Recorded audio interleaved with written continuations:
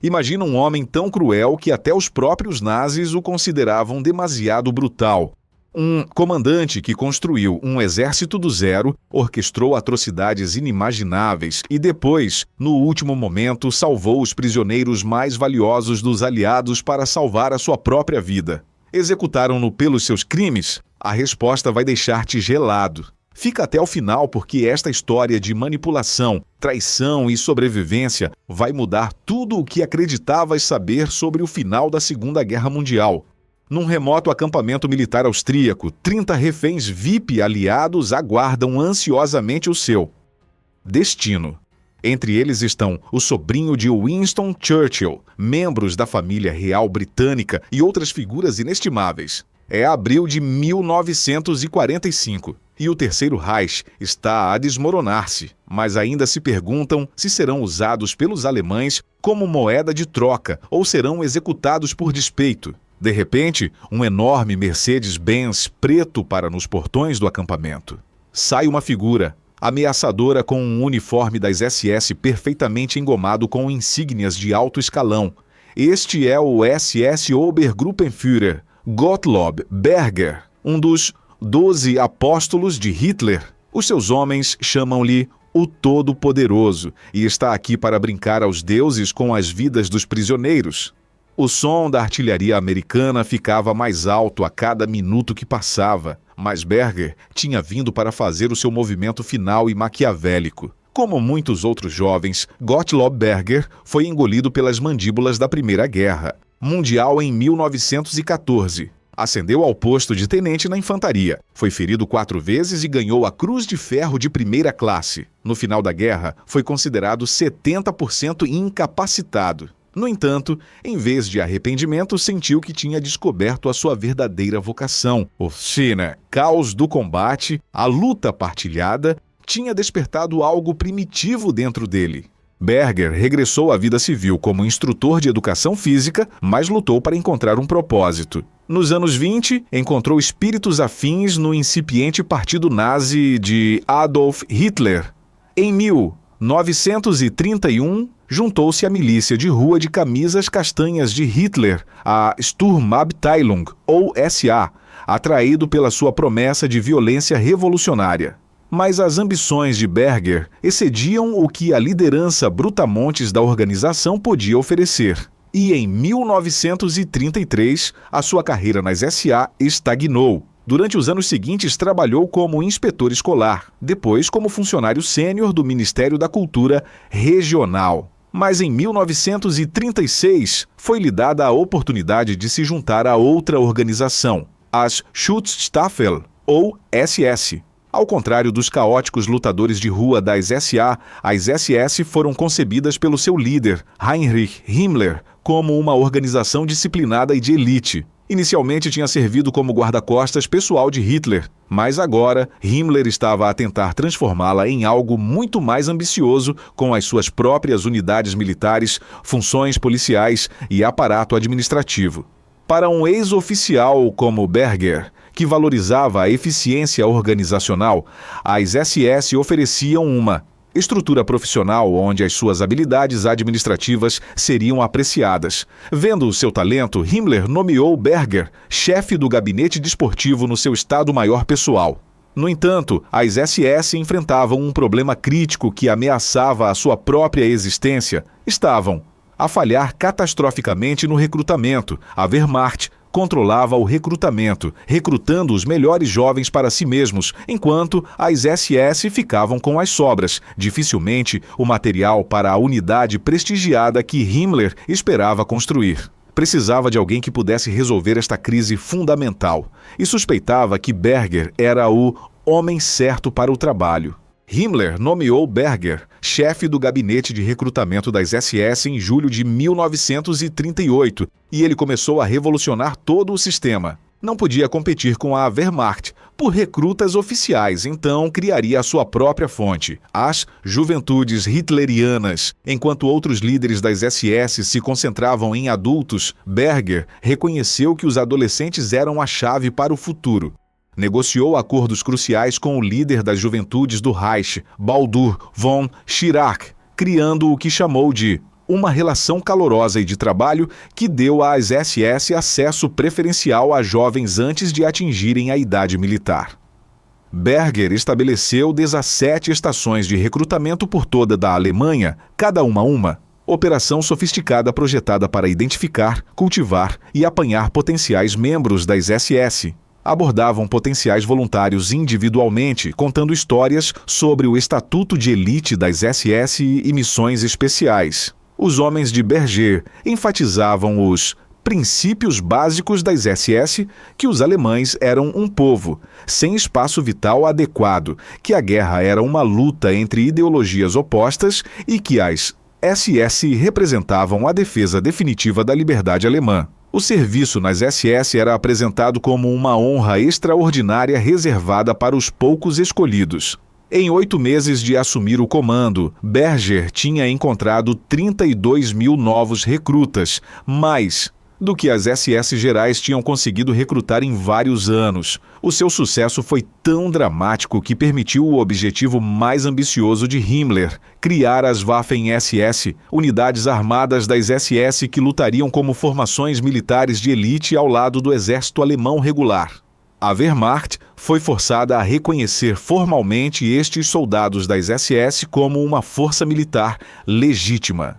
No início da Segunda Guerra Mundial, Berger tinha provado que com a combinação certa de manipulação, astúcia burocrática e fervor ideológico, podia construir um exército do nada. Entre os seus companheiros oficiais das SS, tinha ganho uma reputação que beirava a reverência. Apelidaram-no de Der Allmächtige Gottlob, um jogo de palavras com as palavras alemãs para o Deus Todo-Poderoso, e era visto como um dos chamados 12 apóstolos de Hitler, o círculo interno de acólitos do Führer. No entanto, a guerra e a expansão do território ocupado alemão que veio com ela exigiria cada vez mais mão de obra das SS.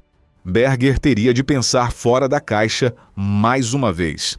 A Wehrmacht tinha imposto limites rigorosos sobre quantos recrutas as SS podiam reclamar dentro da Alemanha, mas não havia restrições sobre o recrutamento de outros territórios. Berger, que foi promovido a chefe do gabinete principal das SS em dezembro de 1939, propôs a Himmler que deviam aproveitar as populações de outras nações. Muitos países europeus albergavam números significativos de alemães étnicos, conhecidos como Volksdeutsche. A partir de maio de 1940, o genro de Berger, Andreas Schmidt, ajudou-o a extrair mais de 1.000 voluntários Volksdeutsche da então neutral Romênia. No entanto, Berger tinha ambições maiores. À medida que as forças alemãs varriam a Europa, viu uma oportunidade de reforçar ainda mais as fileiras das SS com homens das terras recém-conquistadas. No início, Hitler estava cético sobre recrutar estrangeiros nas SS racialmente puras, mas Berger era persuasivo. E Himmler apoiou o seu plano ambicioso com a condição de que apenas incluiriam homens do que eram considerados povos germânicos. Mas agora Berger teria de encontrar uma maneira de convencer os estrangeiros a juntarem-se às forças dos mesmos invasores contra os quais tinham acabado de lutar. Campanhas de propaganda sofisticadas foram desenvolvidas. Na Escandinávia, os recrutadores enfatizavam a superioridade racial nórdica e a luta contra o comunismo. Nos Países Baixos, prometeram autonomia e estatuto especial dentro da nova ordem alemã. Em junho de 1940, os voluntários dinamarqueses e noruegueses tinham formado o regimento das SS Nordland, enquanto os recrutas holandeses e flamengos criaram o regimento das SS Westland. Berger tinha encontrado a solução para os problemas de mão de obra das SS. No final de 1940, estabeleceu um campo de treino especial em Senheim, na ocupada Alsácia, onde os recrutas não alemães podiam ser condicionados fisicamente e doutrinados ideologicamente antes de se juntarem às unidades das SS. Em junho de 1941, a Alemanha invadiu a União Soviética para ter homens suficientes para cobrir a frente oriental. Hitler autorizou um recrutamento estrangeiro mais amplo, os de povos germânicos, permaneceriam sob o controle das SS, enquanto outras legiões nacionais compostas por franceses, espanhóis e croatas, considerados menos racialmente puros pelos nazis, seriam atribuídos à Wehrmacht. A criação das legiões nacionais, que usariam os seus próprios símbolos nacionais em vez das runas das SS, não só facilitou que Berger convencesse os estrangeiros a juntar-se à causa alemã sem comprometer os seus ideais patrióticos, mas foi também uma vindicação da sua crença de que a flexibilidade ideológica e as manobras burocráticas podiam servir melhor os objetivos nazis do que a doutrina racial rígida. O sucesso tinha tornado Berger indispensável para Heinrich Himmler.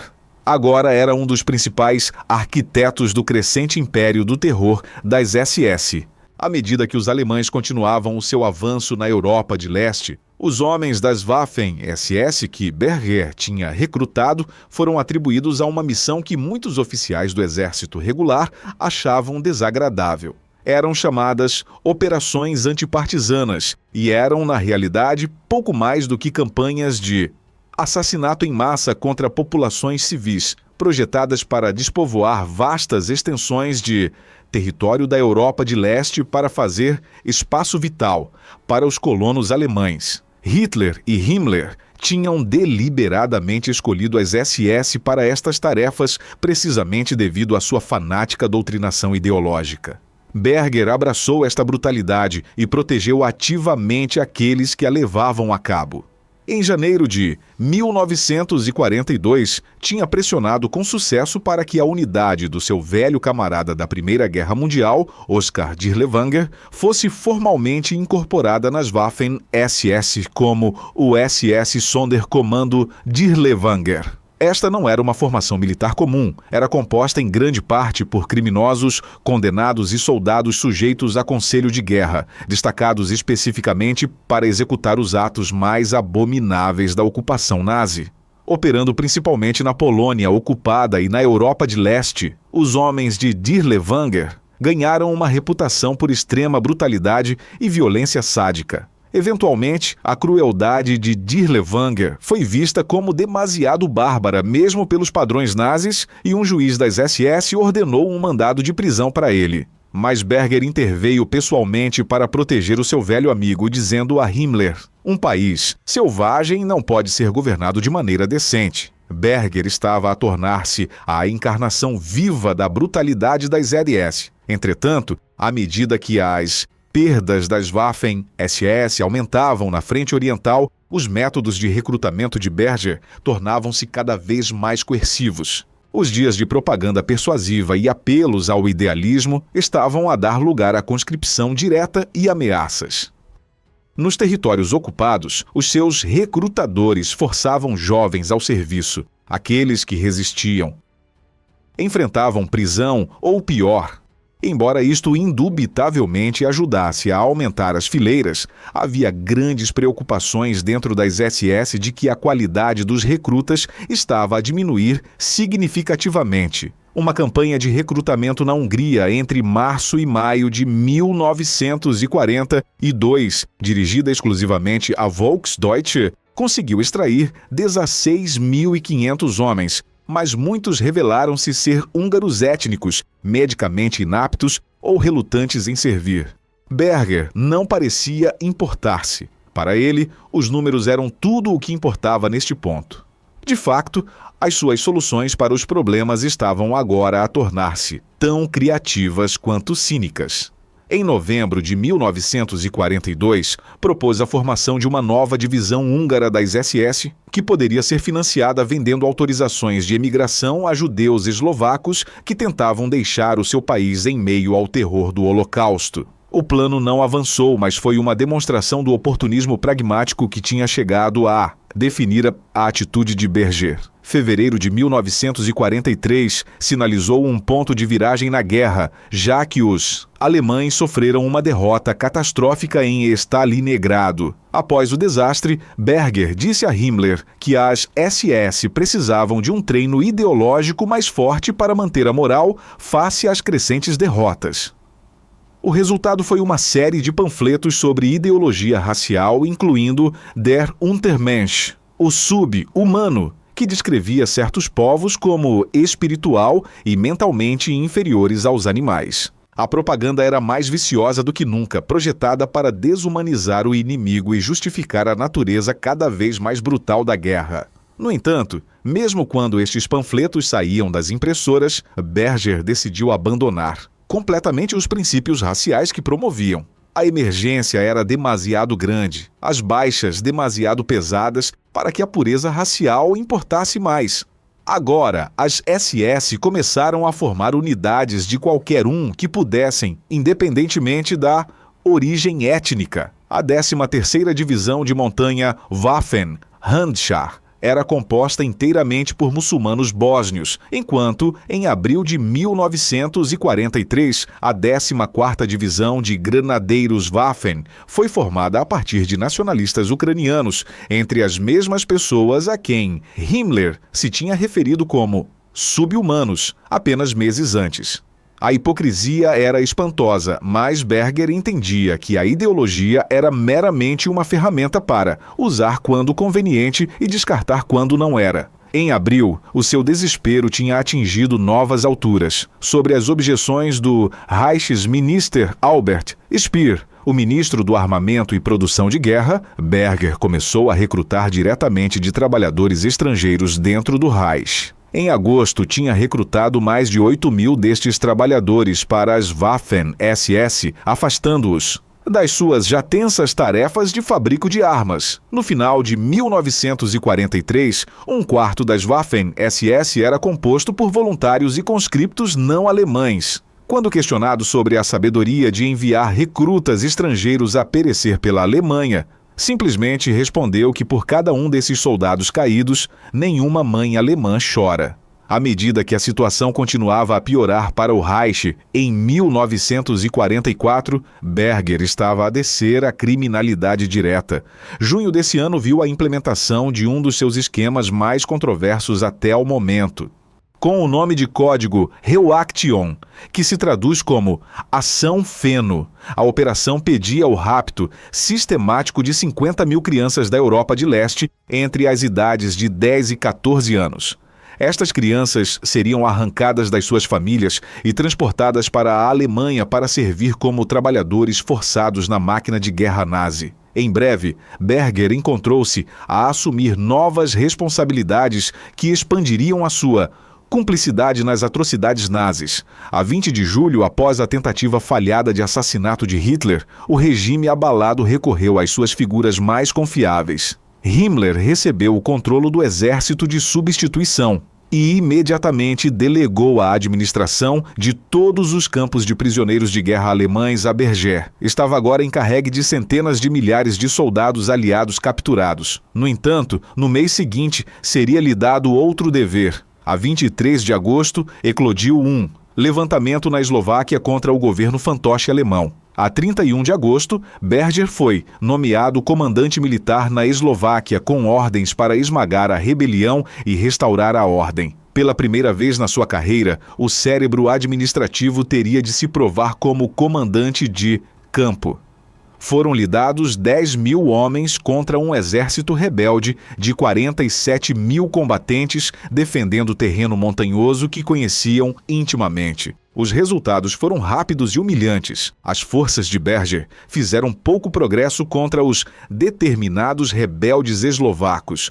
O levantamento continuou a espalhar-se e, em meados de setembro, tinha conseguido pacificar apenas o oeste da Eslováquia e o Vale de Var. A fortaleza rebelde principal permaneceu intacta e os insurgentes tinham conseguido imobilizar forças alemãs que eram desesperadamente necessárias noutros lugares. A 19 de setembro, após menos de 3 semanas no comando, Himmler substituiu Berger por um líder policial das SS que eventualmente esmagaria a revolta com tropas adicionais e métodos brutais. Para Berger, foi uma derrota dolorosa. Mas o regime nazi ainda tinha utilidade para as suas habilidades organizacionais. Quase imediatamente após o seu fracasso eslovaco, Berger foi nomeado como um dos 2 chefes de Estado-Maior do Volkssturm. A tentativa desesperada de Hitler de criar uma milícia civil da população masculina restante na Alemanha, principalmente homens idosos e adolescentes.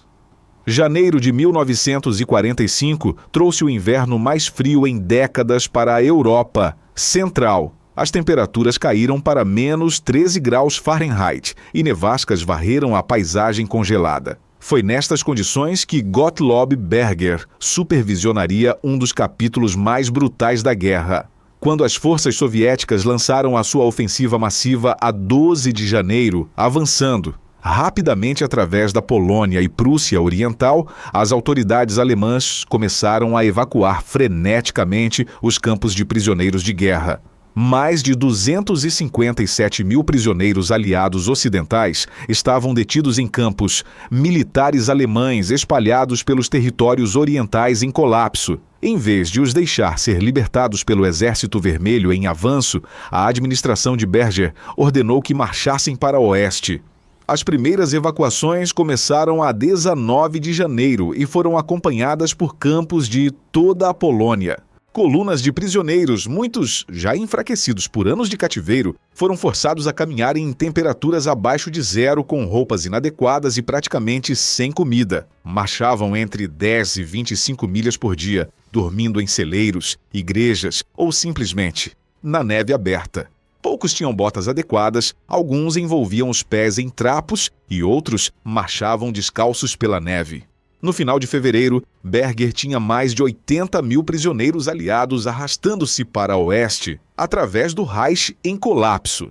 À medida que as sinistramente chamadas Marchas da Morte continuaram em março e abril de 1945, os guardas que escoltavam as colunas de prisioneiros de Berger queixavam-se de terem sido abandonados para se virarem sozinhos em condições impossíveis.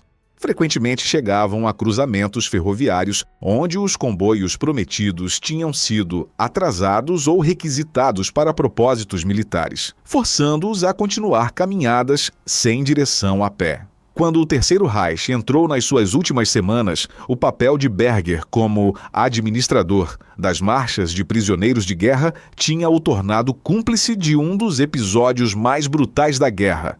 Milhares de prisioneiros aliados tinham perdido as suas vidas sob o sistema que coordenou. No entanto, Berger estava a preparar-se para uma atuação calculada final.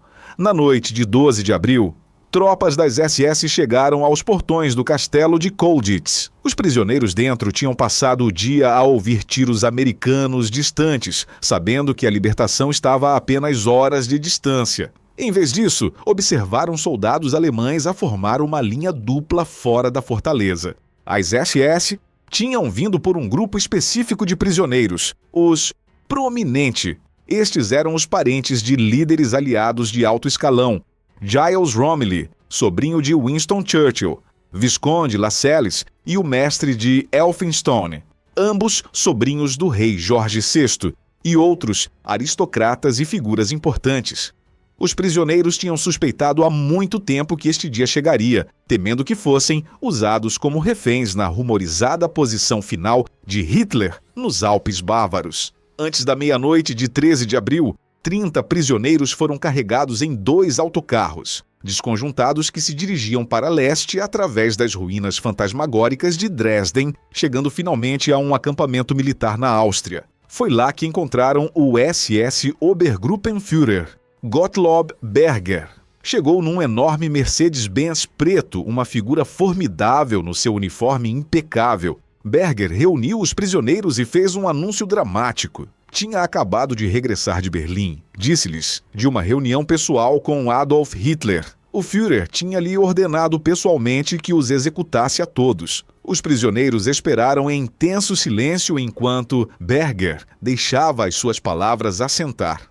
Depois, após uma pausa calculada, entregou a sua surpresa. Não tinha intenção de seguir essa ordem. Em vez disso, escoltá-los-ia em segurança às linhas aliadas e entregá-los-ia pessoalmente. Uma viagem perigosa através dos vales austríacos seguiu-se, já que o comboio se preocupava constantemente com ataques aéreos aliados. Também temiam unidades SS rebeldes nas montanhas que poderiam estar ansiosas por executar a sentença original de Hitler. Fiel à sua palavra, Berger entregou os prominentes em segurança às forças americanas em Innsbruck. Ao salvar as vidas do sobrinho de Churchill e da realeza britânica, esperava ter garantido a apólice de seguro mais valiosa possível para os julgamentos por crimes de guerra que certamente se seguiriam. A 7 de maio, a Alemanha rendeu-se incondicionalmente às forças aliadas. O Terceiro Reich, que Berger tinha servido tão fielmente, tinha oficialmente terminado, mas permaneceu foragido no caos dos Alpes bávaros em colapso. Comandava os restos do 13º Corpo de Exército das SS, fragmentos das mesmas divisões das Waffen-SS que tinha ajudado a recrutar ao longo dos anos, incluindo pedaços da 17ª Divisão Panzergrenadier das SS e da 35ª Divisão Policial das SS.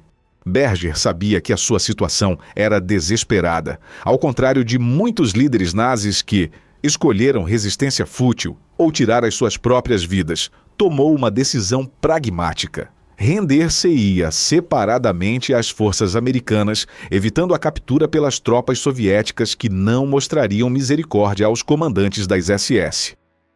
A 9 de maio, conseguiu localizar um comandante de regimento da Divisão 101, aerotransportada, e rendeu-se formalmente às forças americanas. No dia seguinte, foi preso e colocado sob custódia aliada. Agora, o homem que tinha passado a sua carreira a gerir os destinos de outras pessoas, descobriria o seu próprio. Durante 2 anos após a sua prisão, Berger permaneceu sob custódia aliada enquanto os procuradores preparavam o seu caso contra ele.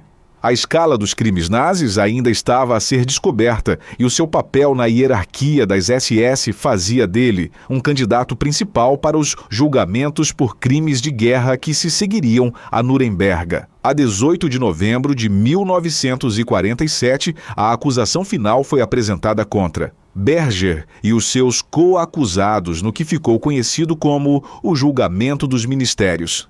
Quando os procedimentos começaram a 6 de janeiro de 1948, Berger enfrentou 8 acusações de crimes de guerra e crimes contra a humanidade. As acusações eram devastadoras: cumplicidade no assassinato de prisioneiros de guerra, participação no sistema de campos de concentração, a escravização de crianças através do programa Reuaction e membresia em organizações criminosas.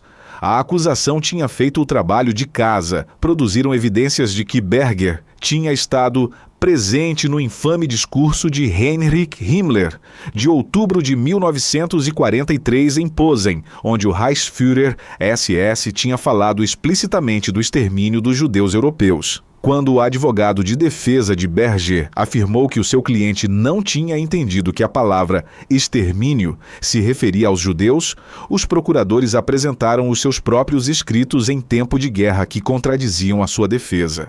Quando se tratava das marchas, a defesa de Berger tentou retratá-lo como simplesmente a seguir ordens e os requisitos da Convenção de Genebra.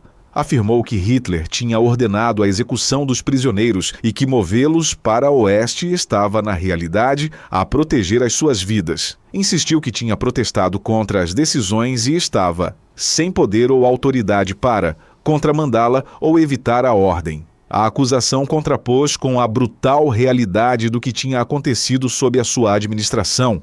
Milhares sucumbiram naquelas estradas geladas e tudo tinha sido conduzido sob a autoridade do acusado Berger, chefe de assuntos de prisioneiros de guerra. No entanto, o tribunal também ouviu evidências da sua intervenção para salvar os prominentes. Os procuradores americanos reconheceram que Berger tinha desobedecido às ordens diretas de Hitler para executar prisioneiros aliados de alto escalão, potencialmente salvando as suas vidas com grande risco pessoal. A 13 de abril de 1949, os veredictos foram anunciados. Berger foi absolvido de algumas acusações, mas condenado por outras, incluindo a execução do general francês Gustave Meny, participação no programa de campos de concentração e o seu papel na conscrição forçada de cidadãos estrangeiros. Foi condenado a 25 anos de prisão. Aos 52 anos, o ex-professor e comandante das SS enfrentava passar o resto da sua vida atrás das grades pelo seu papel em construir e administrar a maquinaria de terror e genocídio da Alemanha nazi. Mesmo atrás das grades, o talento de Berger para manobras burocráticas não o abandonou. Há 1 de janeiro de 1951, o alto comissário americano John Joe McCloy reduziu a sua sentença de 25 anos para 10 anos, citando a intervenção para salvar os prominentes como evidência do seu caráter. Em dezembro de 1951, após servir apenas 6 anos e meio na prisão de Landsberg, Gottlob Berger caminhou livre, regressou à sua nativa Baden-Württemberg e estabeleceu-se na vida civil como gerente de uma fábrica de trilhos para cortinas, uma ocupação modesta para alguém que uma vez tinha orquestrado os movimentos de milhares de soldados através da Europa. No entanto, mesmo na reforma, Berger não podia abandonar completamente as suas velhas lealdades. Contribuiu com artigos para Nation Europa, uma revista de direita publicada em Coburgo, e ocasionalmente escreveu peças encorajando a NATO a dar maior consideração a ex-membros das Waffen-SS. A Guerra Fria tinha criado novos inimigos e Berger argumentou que o Ocidente beneficiaria da experiência de homens que tinham lutado contra o comunismo na frente oriental. Foi uma demonstração final da sua capacidade de adaptar a ideologia às circunstâncias. O pragmatismo, não o princípio, tinha sempre sido a sua estrela guia.